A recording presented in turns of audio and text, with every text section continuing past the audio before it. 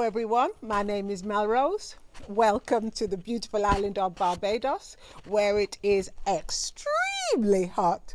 I'm outside at the moment just to quickly film this, and then I'm going back inside where it's much cooler. Okay, the last time I was here, I just completed an indoor sofa. Absolutely love it. My sister helped me, of course, and it turned out exactly as I hoped. Now, off the high of that, maybe a little too overconfident, I thought, okay, I'm going to make myself a large coffee table. I'll insert a picture. Now, as you can see, it's just a box covered in faux leather, sat on a base with a nice trim round it. Maybe making this coffee table was a step too far because everything went wrong. Now, I know there is a solution to every problem, and some of it I was able to solve, some of it I just couldn't do, so I had to give up. So it'd be interesting to see what your comments are. Hopefully you can give me some suggestions to improve. 2 failed DIY projects. Not only my DIY projects were fails, my garden, my beautiful garden, absolute nightmare. But I'll talk about that in more detail. Again, there is a solution to every problem. It'd be interesting to see what you think, but it's been a hell of a 2 weeks. Take a look. Just a quick reminder of what I'm making.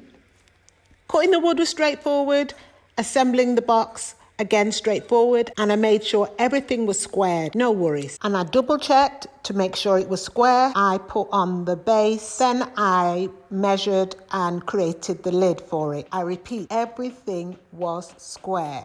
I then made the base for the box to sit on. That went okay.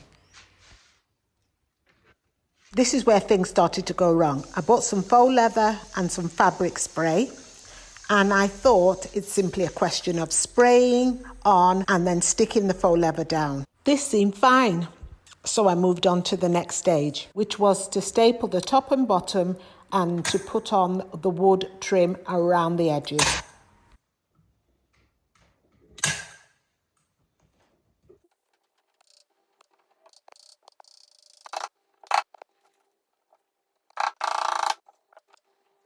But I began to notice that the faux leather wasn't sticking completely, and some areas, especially once I'd put the trim on, was saggy.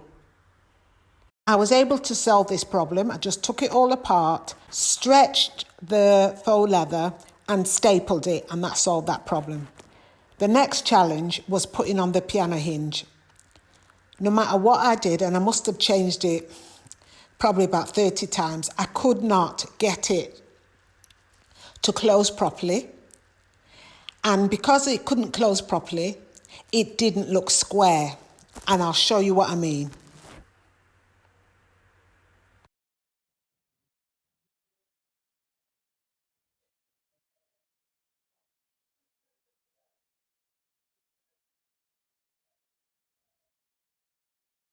First of all, I'm not even sure the hinge is supposed to be showing. To be honest, it doesn't look as bad on camera as it is in real life.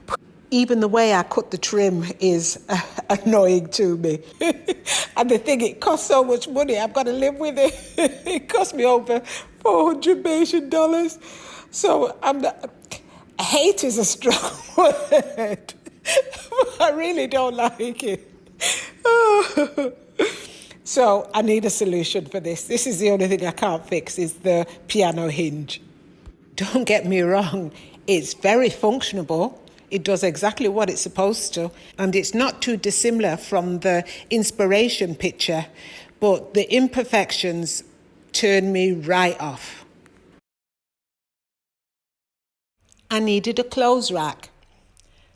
The one I've got is all wobbly, and I'm sick of gluing it together. So I thought I'd use the scrap wood and make myself a clothes rack. I had no money to buy any wood, but I've got enough lying around the place to make it work. Here is the inspiration picture. A very simple, no frills clothes rack. To be fair, it was straightforward for the most part. Joining the 2 tops together wasn't a massive deal.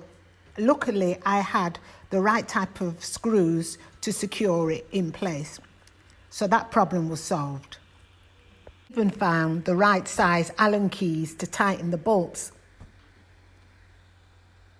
I didn't have a pole to go across to hang the hangers from, so I came up with the solution of just drilling holes into a scrap piece of wood.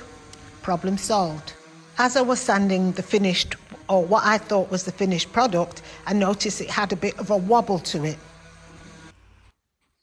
Cut a piece of wood to brace the bottom of it as a way of anchoring it together. This didn't work, so I thought, okay, I'll put some more screws in the legs and to anchor the base. That didn't work, or should I say it worked a little bit, because now it wasn't quite so wobbly. So I thought, okay, I will stain it and see if anything else comes to mind. I mean, it looks good and it does what I want it to do, and it's better than what I had before, but there's still a slight wobble to it. I mean, it's sturdy enough. Any suggestions on how I could make it so there's no wobble? Let me know in the comments below. So, 2 DIY projects and 2 dissatisfied end results. Now let's talk about the garden.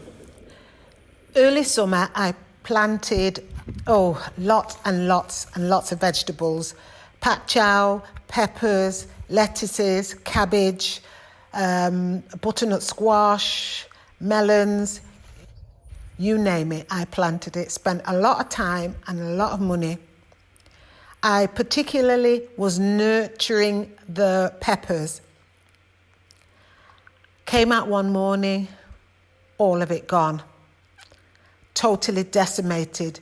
The peppers, the pak chow, no evidence that they ever existed. Some kind of infestation came and just totally wiped out my garden.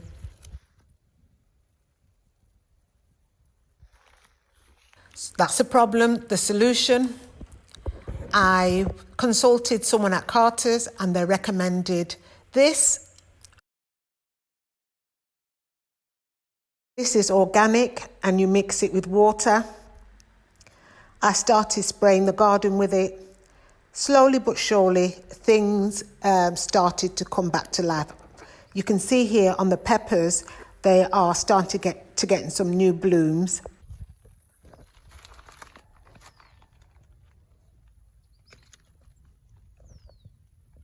Even though I've sprayed recently, there's a caterpillar on the pak chow, so you still have to be quite vigilant.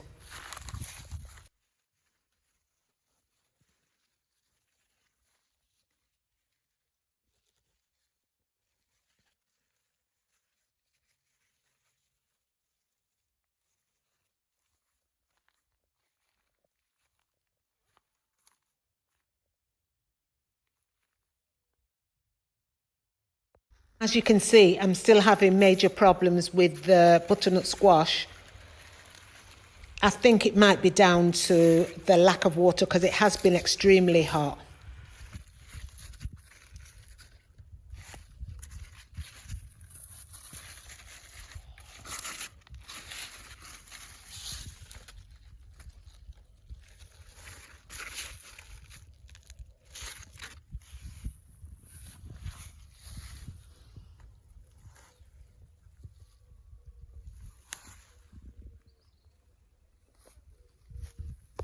So what I've done is planted some more seeds and seedlings, bought some from Carter's, planted them out in the garden, and things are slowly beginning to come to life again.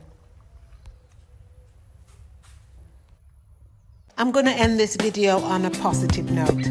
Tune in next time to see how my garden grows. All the best. Bye.